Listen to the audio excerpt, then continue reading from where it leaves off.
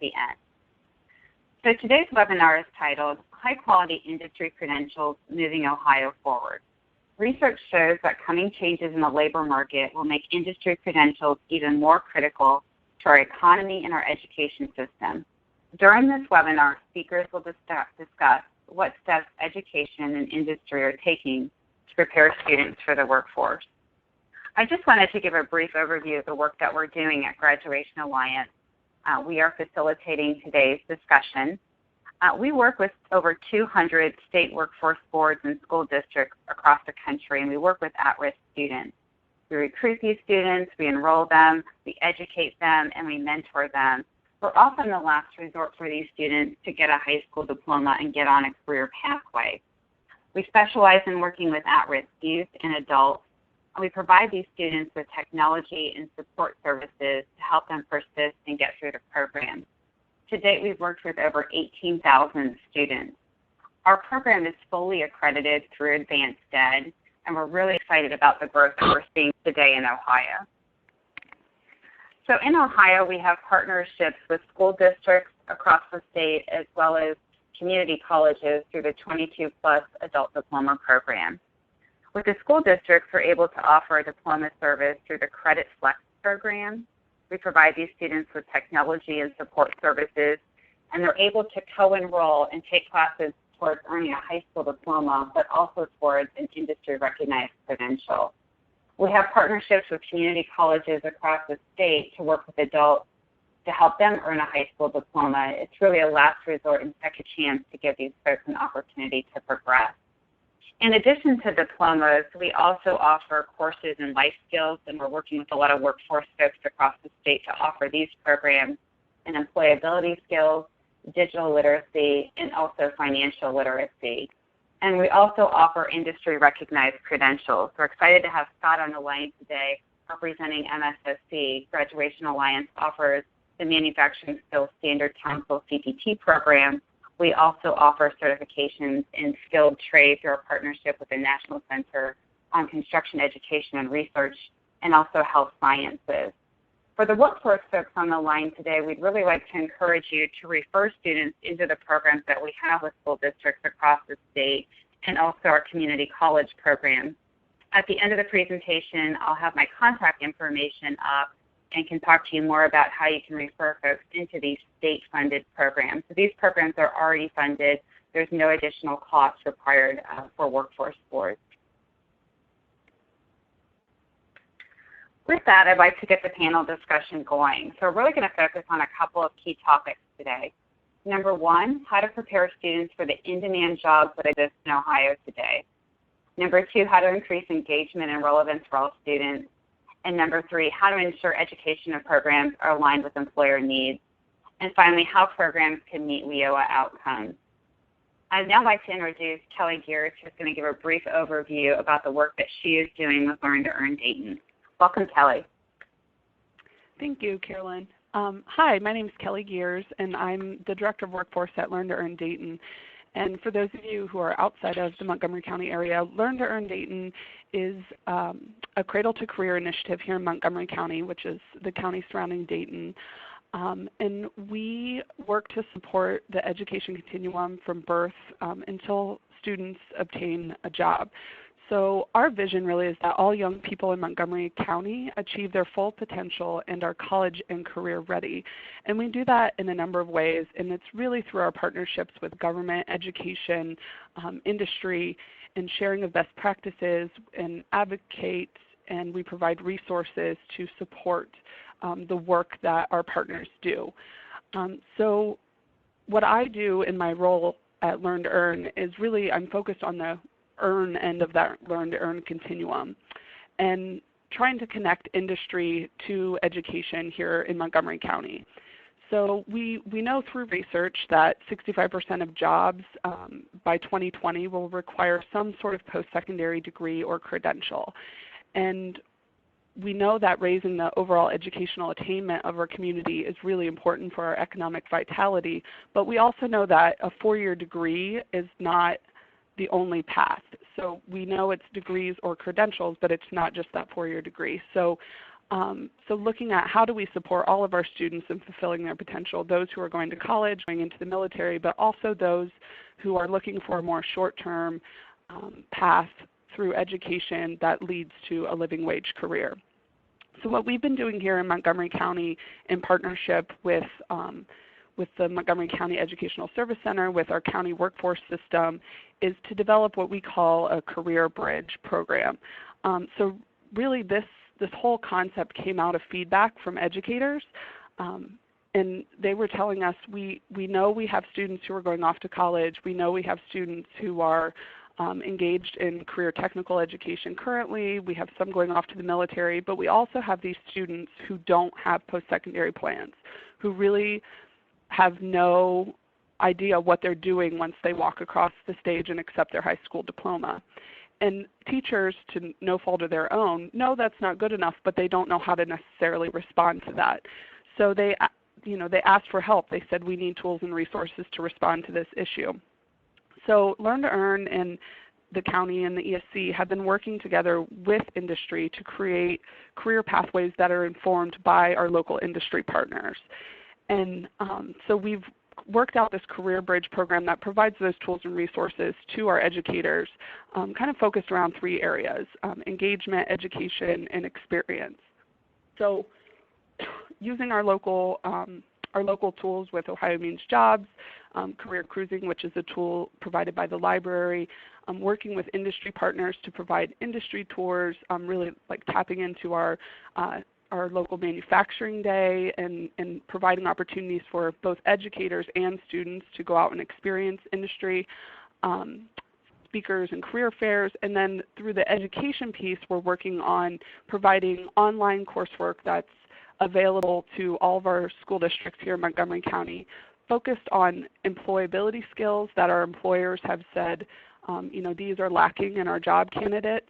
These are things that our students need to know. So really those soft skill pieces, and we worked on that with Graduation Alliance to provide that to our students, and also industry-specific coursework that allows students to explore the local industry, allows them to kind of understand what the opportunities are here in the region, and then connect them with the appropriate credentialing or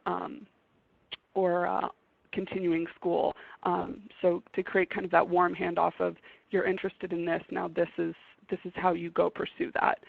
And then also connecting that with experience through our local Youth Works program, our WIOA youth program, to be able to provide students the opportunity to do internships and job shadowing to get that hands-on experience so they develop work skills, but they can also kind of test drive and see what they're interested in while they're in school, to hopefully get them on a path and connect them to employment as they move through school.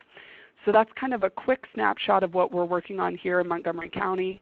But really, the focus is how do we help students make decisions about connecting to that next step in life. We know high school is not enough, so how do we move towards industry credentials and short-term programs that get students on a path to a good career. So I'm happy to take questions as we go along, but otherwise I think I'll turn it back to you, Carolyn. Thanks, Kelly. I'd now like to introduce Scott Ellsworth, the principal of Scott Ellsworth Consulting. Welcome, Scott.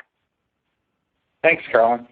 So I took a picture from the early 1900s, and I pointed out that that's me there in the picture, sitting there at a machine, so that you get an idea of, I'm just really an old manufacturing guy.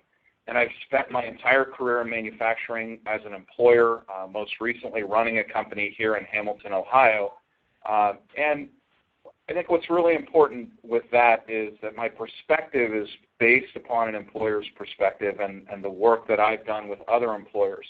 A couple of years ago, I left to do some advocacy work out of Washington, D.C. for an organization called Business Leaders United.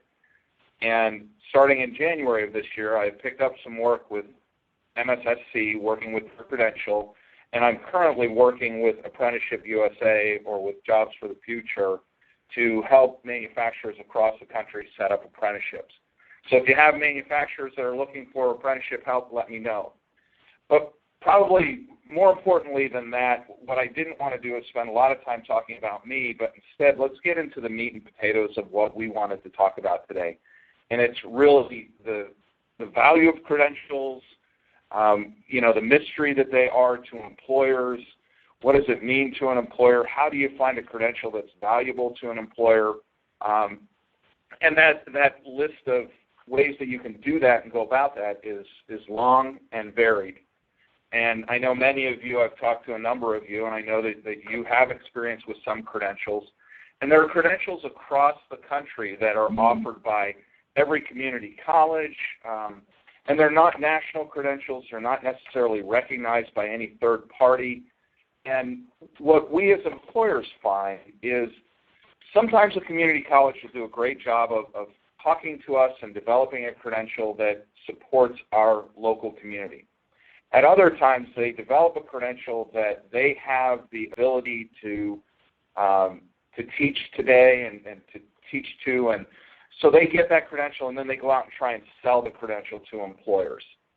And frankly, that's probably the wrong approach from an employer's perspective, because there are things that you can teach that I don't really care if somebody coming to me as an employee understands, which is why I valued, as an employer, MSSC so strongly. Just a couple of things about MSSC that will give you some of the things that I valued as an employer.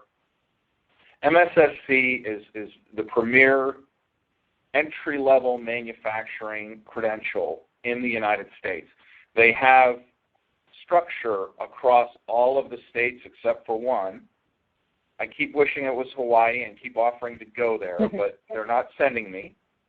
But what is equally as important is that they're third-party recognized. So they have gone out to ANSI and they've gotten recognition through ANSI, and they have a third-party auditor that looks at the program every year and audits and makes sure that it follows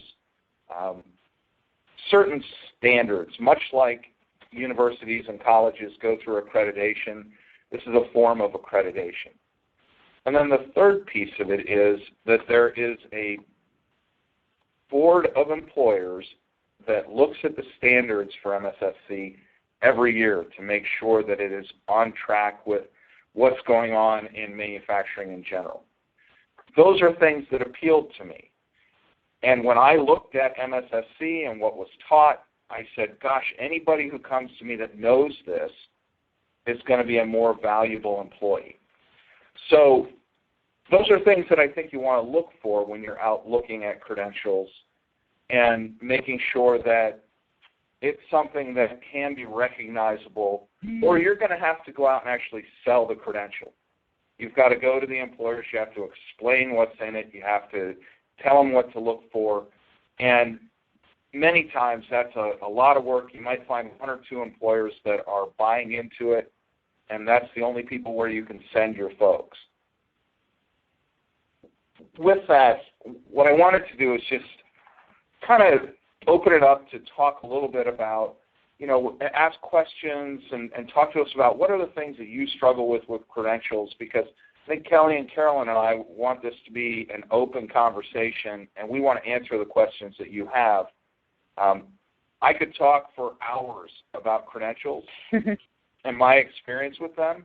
I'm sure Kelly has her own experiences, and I know Carolyn does. But again, we want this to be of value to you, and so I'm going to throw it back to Carolyn and kind of let her guide that conversation. Thanks, Scott. As you were talking about industry credentials and what's valued to employers, can you talk a little bit about what specific skills in general employers are looking for? So through the years, what we tell educators is the same thing over and over. We say, we want somebody who can show up on time and pass a drug screen. And that's not enough information. It probably doesn't help the workforce system. It doesn't help anybody. I used to say if they can stand upright and breathe, that would be helpful. It's not enough for us to say that. And so what has happened through the years is that there have been a number of organizations that have gotten together and started to define what does soft skills really mean to employers, kind of in general? So it's the ability to work on a team. It's the ability to communicate, not through text. You can't text your supervisor. You need to be able to talk rationally and be a part of that team. And there are lists available. There's a study that was done and funded by Lumina that I think that the Chamber of Commerce had put out about what soft skills were and what employers wanted. And Carolyn, I can give you access to that, and you can share it with all the folks here. MSSC has a list of, quote, soft skills or employability skills, which are probably more in the line of what they should be called. It's not really soft or hard skills. These are employability skills. So that's probably the first and most important thing that anybody's looking for. Then beyond that, some general understanding of business. So that when somebody comes in, they're understanding what they're getting into. I was on the phone yesterday with Walmart at a distribution center, and she said, we have a lot of turnover, and probably the biggest cause of it is the work is hard, and when people come in, they see the pay is really good, and they come in and they work for a few days, and then they realize this isn't for me. So somehow we have to do a better job in advance of explaining what the work really is and what it looks like, and all of that so that people aren't surprised and don't leave. Kelly, do you have anything to add about what you're hearing from employers? And would also like you to add, you mentioned before the call that you were meeting at the governor's office yesterday. Any insights that you're hearing from the state about industry credentials and getting these programs launched? Yeah, well, overall the economy in Ohio we know is not just the higher level degree type positions. We have an incredibly robust economy here in Ohio, and a lot of those positions do not require advanced degrees, but a certificate like an MSSC certificate, which shows you're employable. One of the challenges we've seen from kind of the education side is I'm hearing everything Scott says, and the challenge has been for the teachers to know what that looks like and to know how to connect students to those opportunities. We would say the path to success for all the teachers and counselors in a high school has been that 4-year plus degree. So unless they have someone in their family who's working in one of these industries or they have a close friend, it's a little foreign to them. So one of the things that we've been trying to do is to not just educate students, but in order to educate students, you have to educate the educators. So helping counselors and teachers within the schools understand local industry. So we've been doing industry tours where we've been taking them out and having them meet with practitioners, having them actually tour facilities so they understand what the environment is. Because I think especially for manufacturing, today, it's very different than what a lot of people envision in their mind because it has changed so rapidly, and it's not that dark, dirty, dangerous environment that people think it is, but it's very high tech, it's very creative, it's very engaging. So it's a much different experience when people get out and see it. So I think it's really important that we're engaging the educators so they understand and can speak the language and can share that message with the students. Thanks, Kelly. We've talked about manufacturing, but what other industries do we see really growing in Ohio that don't necessarily require a post-secondary degree, but additional training? Scott, can you take that one? Yeah, and interestingly, a couple of things in the last couple of days that I've seen. One is that a friend of mine tweeted about 70 out of 100 kids will never attain a 4-year college degree. And the other was that yesterday in the paper down here in the Hamilton area, there was a piece about a study that showed people with a 4-year college degree made more money than people with a high school diploma. But within that study, the piece that's missing is the fact that the vast majority of jobs don't require that college degree, and a high school diploma is not enough. And so there are the people that have some sort of post-secondary education that need to get something, some sort of credential, whether it be they go through an apprenticeship and they learn a trade or a skill, which in today's world is an incredible advantage. If you were to, within manufacturing, talk to any company that works in the auto industry and say, I have a tool and die maker, they would want to hire them immediately because you can't find those skills. Look at electricians. If anybody's hired an electrician recently, they are all gray and wizened. There are very few young electricians that will show up at your door. If you've hired a plumber, same kind of thing. So those are skilled trades.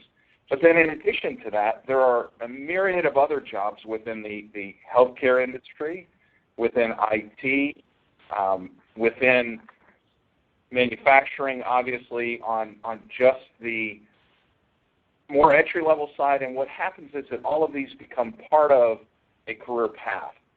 It's not the end of the line when you get a credential.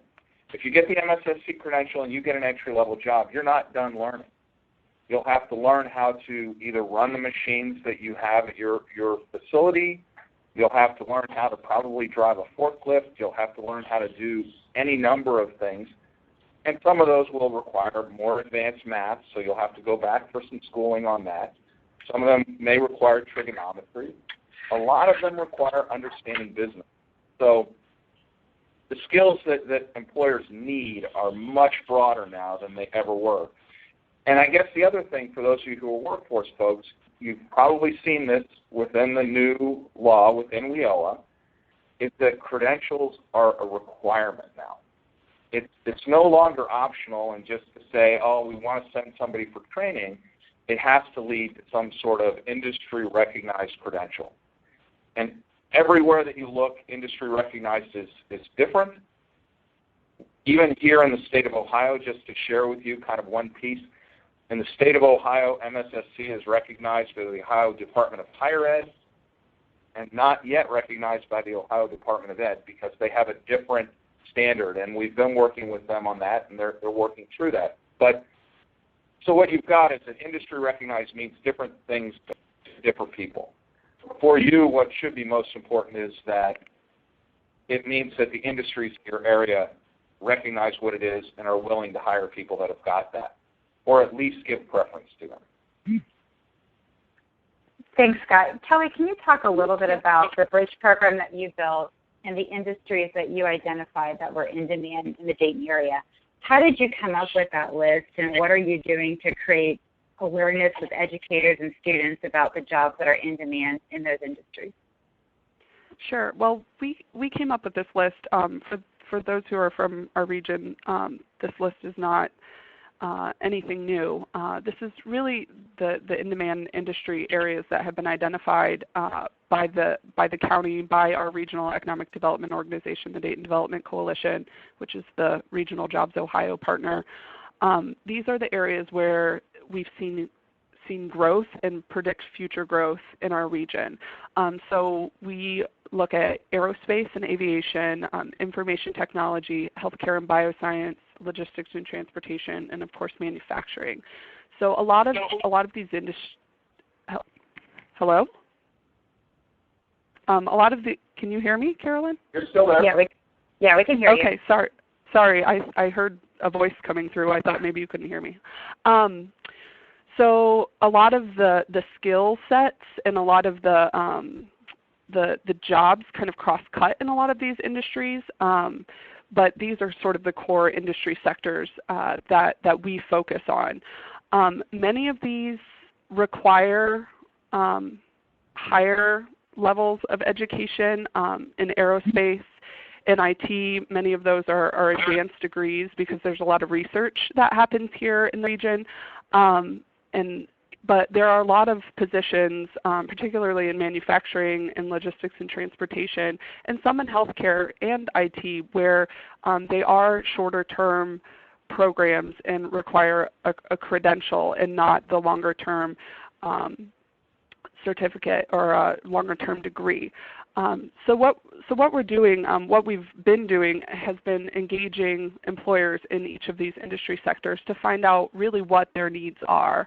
And in many cases, you know, the biggest barrier right now is making those connections to the education system, which is why we developed this career bridge. There are opportunities that exist, but that isn't being communicated. Educators don't know how to reach out to industry. Industry doesn't necessarily know how to reach out to education. They might have one-off relationships based on, you know, my child's in this school, so I know someone there, or you know, it's the community I'm in, so I've developed a relationship with a principal, or whatever that looks like. But in many cases, the employers don't know how to get a foot in the door or how to speak to education.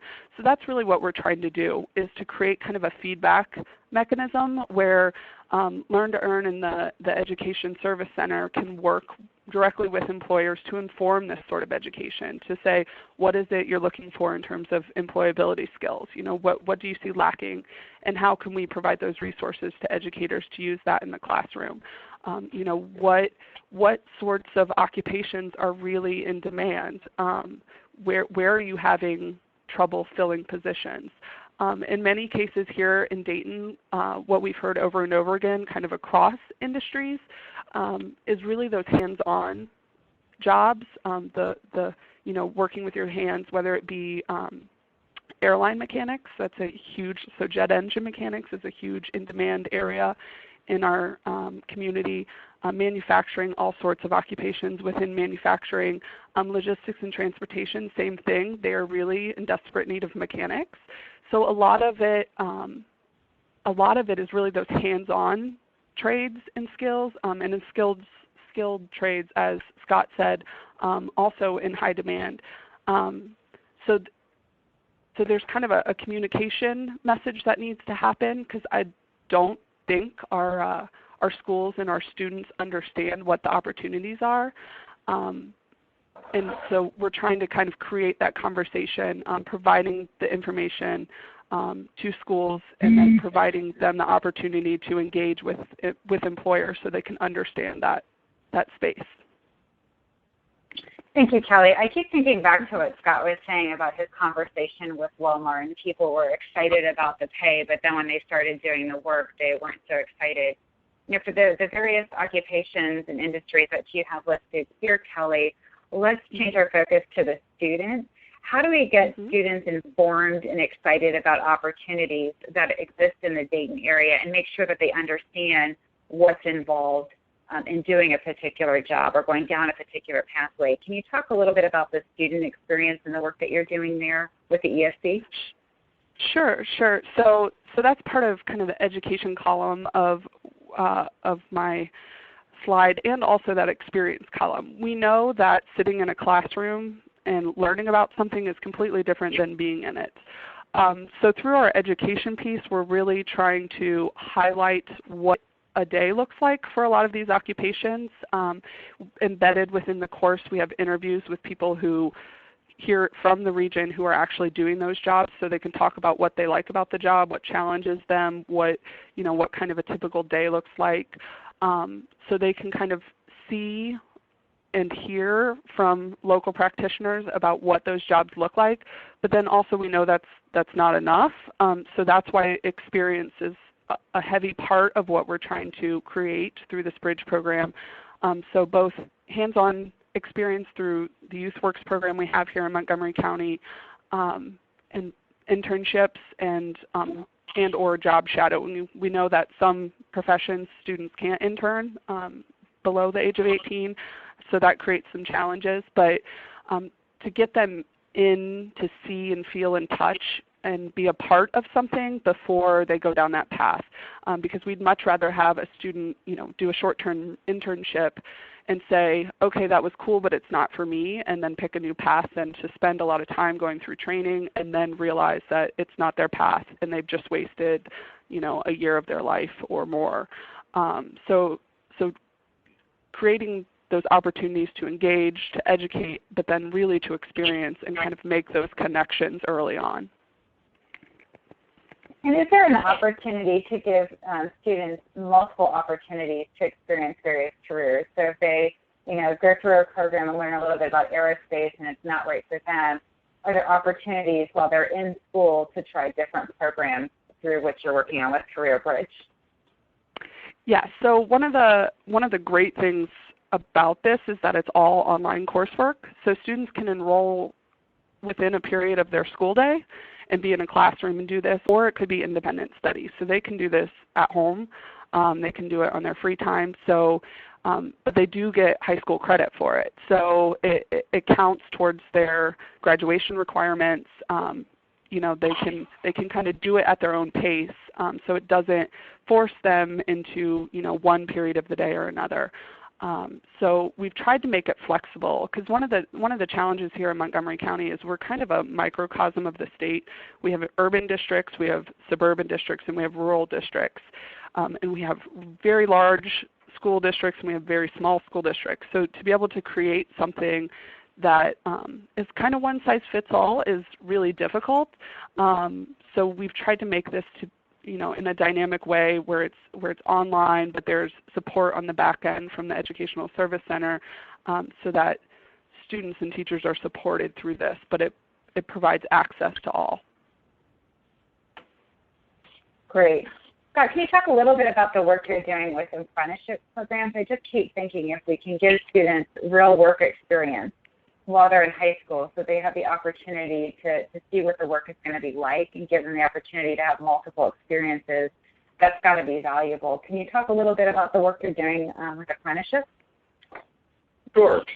And that work is national, and we're working with manufacturers across the country. There are a number of American Apprenticeship Initiative grants that the Department of Labor has put out.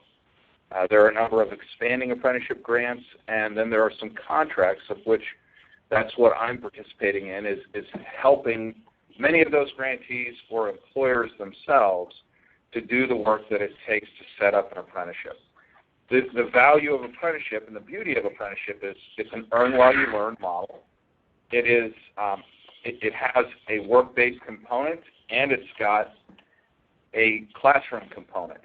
And so you learn things on the job, you learn things in the classroom that are relevant to that job, and you build a workforce or a better employee. In many of those cases, in a lot of those apprenticeships, the training in class leads to some of these certifications that we're talking about. So when people come in with a certification that fits, if somebody's coming into an IT apprenticeship and they've got some of the A++, and I won't even guess to explain what any of them are, but there are a number of certifications that IT employers recognize that they say, if you come to us with that, you've got a head start. And that's the beauty of so many of the career tech centers and your organization, including the MFSC certification or other certifications that are recognized by employers. So with apprenticeship, it's a longer-term project.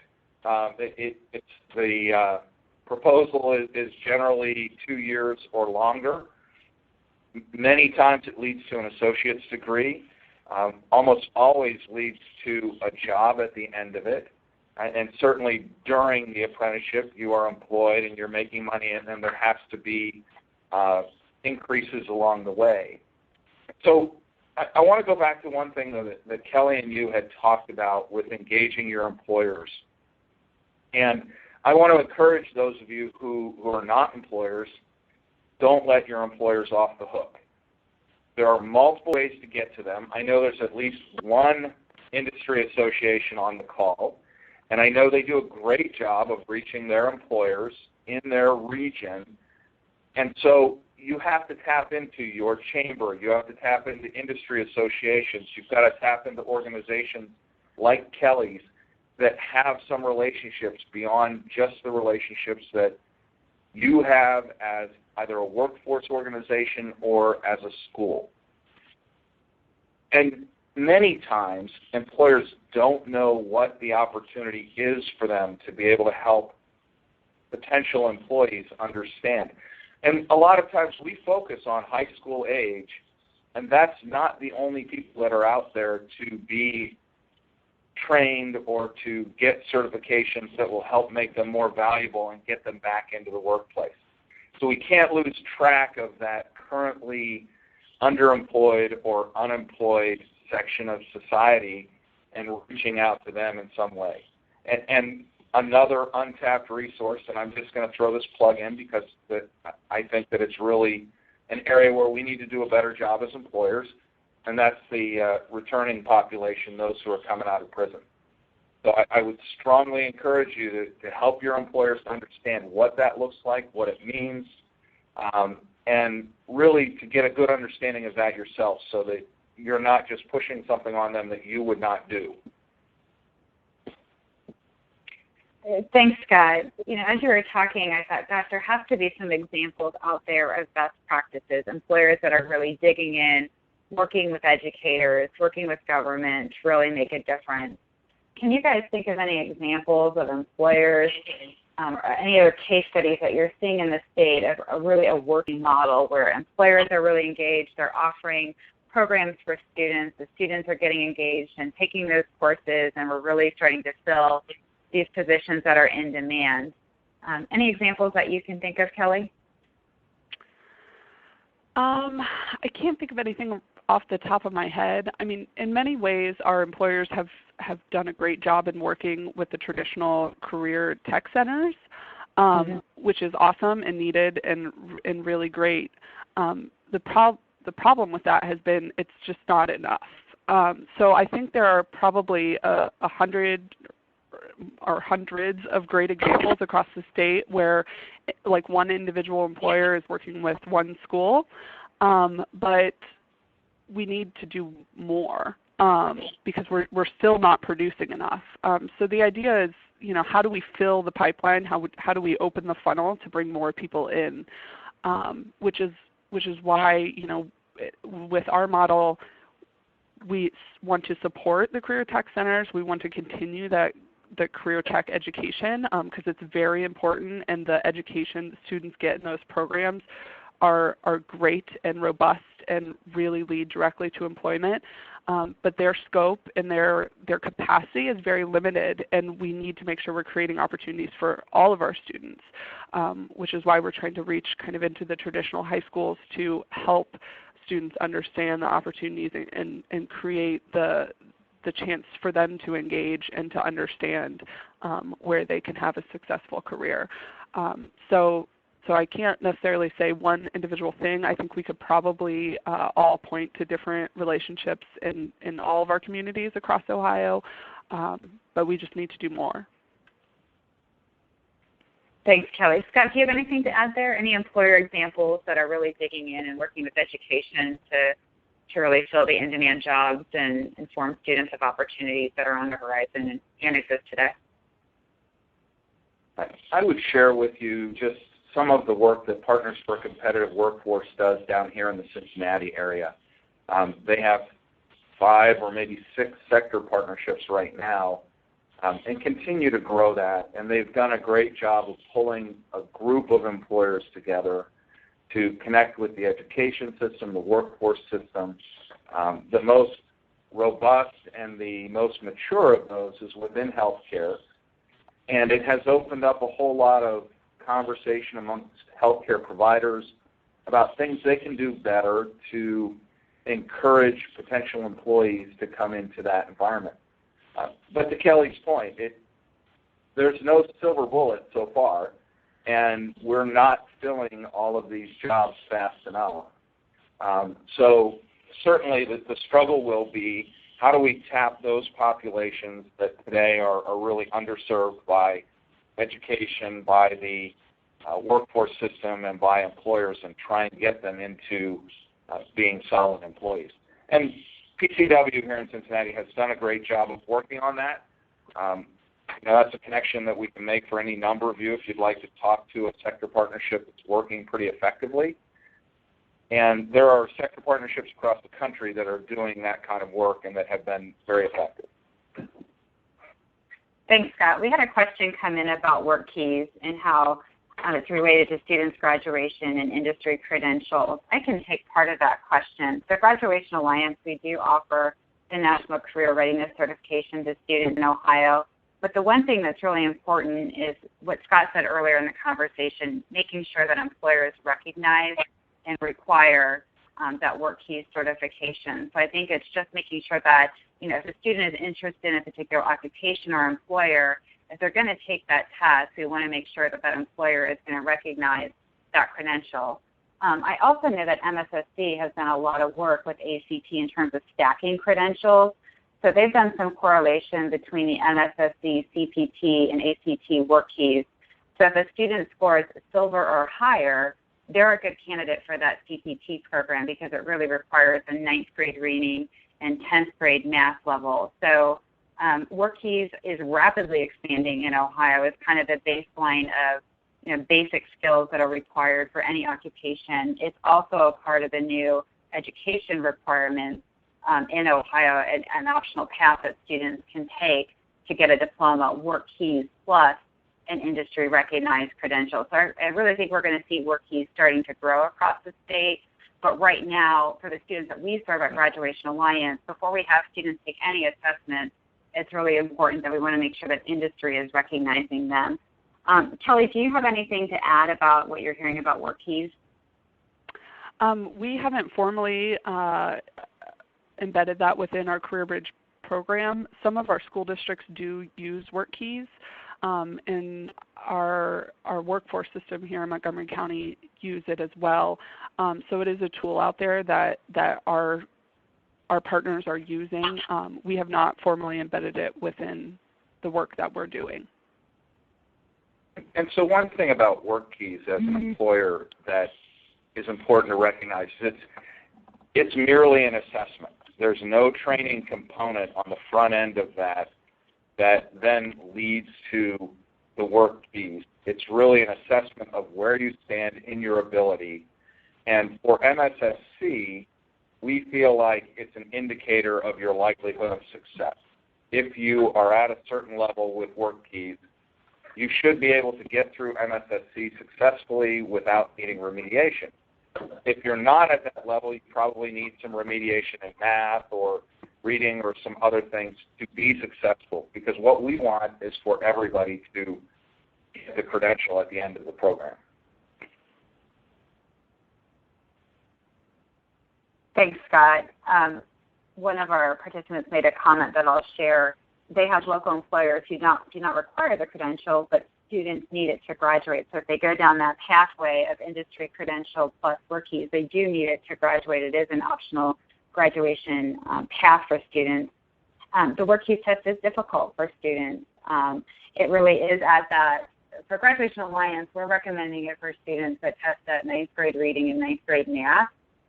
Because of the population we serve, some students don't have 9th grade reading and 9th grade math. So we don't have them take that assessment knowing that they're going to have a very difficult time in passing it. So it is a difficult test for a lot of students, and it may require some remediation. I know that's one thing we've been talking to Montgomery County about, is working with them to build a robust remediation program for students.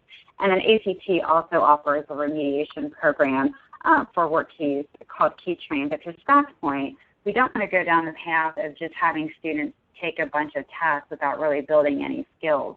And when you look at work keys, it's really measuring reading for information, applied math, a lot of what is being covered in a high school education. So if students are struggling in high school to pass math and reading, they're going to struggle with that work keys exam. So we don't push students to take that exam that we know that don't have a likelihood of success.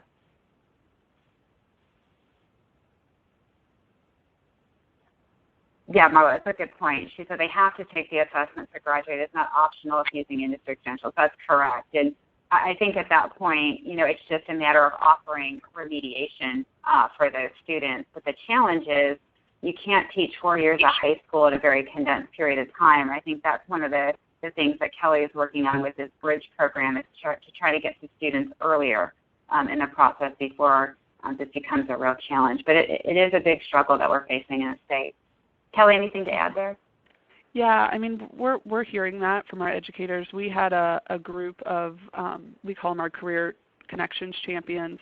There's at least one from every school district here in Montgomery County who connect around issues like this. And we met with them yesterday, and this did come up because they're all anticipating which students are not going to get to the 18 points under the new graduation requirements, and trying to figure out how they're going to mitigate that and provide supports to get students across the finish line. And so I hear what you're saying. I know this is difficult, and I know we're all trying to figure it out as we move into this new space. So I just don't think anyone's really figured it out yet, because we're all, in the beginning together and don't know what we don't know at this point. So, but I hear what you're saying.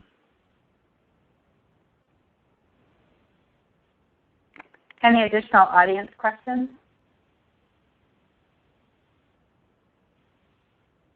Scott or Kelly, getting ready to close out this session here. Are there any final comments that you would like to add?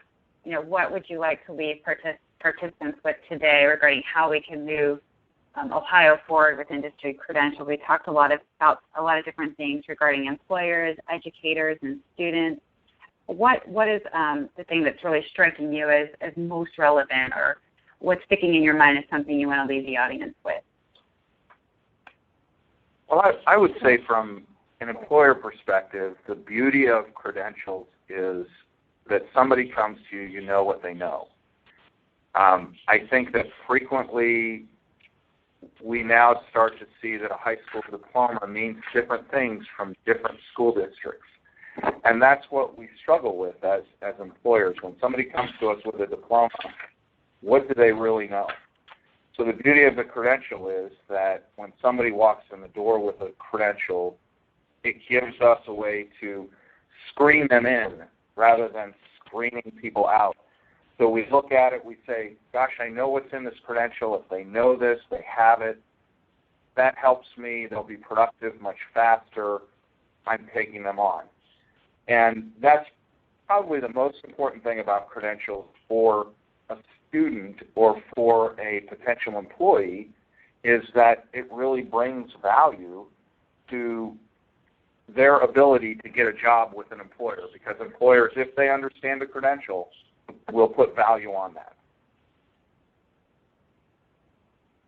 Kelly, how about you? I would just say that I think we're kind of in a point where we need a cultural shift in a way. When I was growing up and I was looking at what was next in my life, it was pretty much college, college, college. It's the only path to success. And I think for a while, for probably a generation or two now, that's what we've been pushing. And it's just not true. And we know our students aren't all being successful in college. We have a lot who are going away, who are enrolling in that first year, and who are, a vast majority of them are dropping out after 1 year because it's not right for them, and they don't see how it connects to the rest of their lives. And what's happening is we're all racking up a lot of debt. So we're not doing a good job at really understanding what the opportunity is. So I think we really need a cultural shift. We need to understand that high school is not enough, but 4 years is not the only path to success. So I think as educators, as employers, we need to do a better job talking to each other. We need to be able to make those connections and to figure out how we are all together the solution to this problem, because it's not just an education problem, it's not just an employer problem, but we have to figure out how we work together to make a difference. Thank you, Kelly. When you were talking, I was thinking back to when I first started working with industry credentials at Graduation Alliance. I attended a workforce conference at Ivy Tech Community College, and I have a little boy who's 3.5 years old and stressed out about saving for his college. And they put a slide on the screen and said the highest starting salaries in the state of Indiana wasn't Indiana University or Purdue University, it was Ivy Tech Community College. And they had representatives from Caterpillar and other manufacturing organizations there talking about starting salaries out of community college around $70,000 a year. And I was flabbergasted. I have two babies. There's one that went to Xavier University where I went to school, and another that went to WIOA Chicago, two very, very good schools. But these young women are really struggling to find jobs. And these manufacturers were talking about not being able to find people to fill those jobs. So I think what I'm left with today is there's a real opportunity here for us to make a difference in a lot of people's lives by providing them with opportunities and pathways into careers that can be really fulfilling and really help to drive our economy. So Kelly and Scott, I'd really like to thank you for your participation today. I'll pause for just a second to see if there's any final questions from our participants.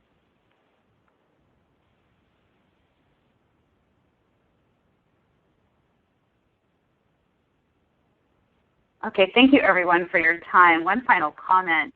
We are going to be sending out a brief survey to get feedback about today's session, and would really appreciate your feedback if this is something you'd like us to host going forward, and any topics that might be of interest. And as I mentioned before, for workforce folks that are on the line today, if you're interested and have clients that are interested in different pathways to a diploma, we would be happy to connect you with our community college and school district partners in the state to learn more about the programs that they have in place through college credit or Credit Flex Plus and the 22 Plus Adult Diploma Program. So our contact information is on the screen right now, and we really hope that you'll reach out to us and continue the conversation about how we can stay connected and really how we can continue to move Ohio forward. So thank you everyone for your time today. Really appreciate it. Thank you again, Kelly and Scott. You're quite welcome. Thank you for letting us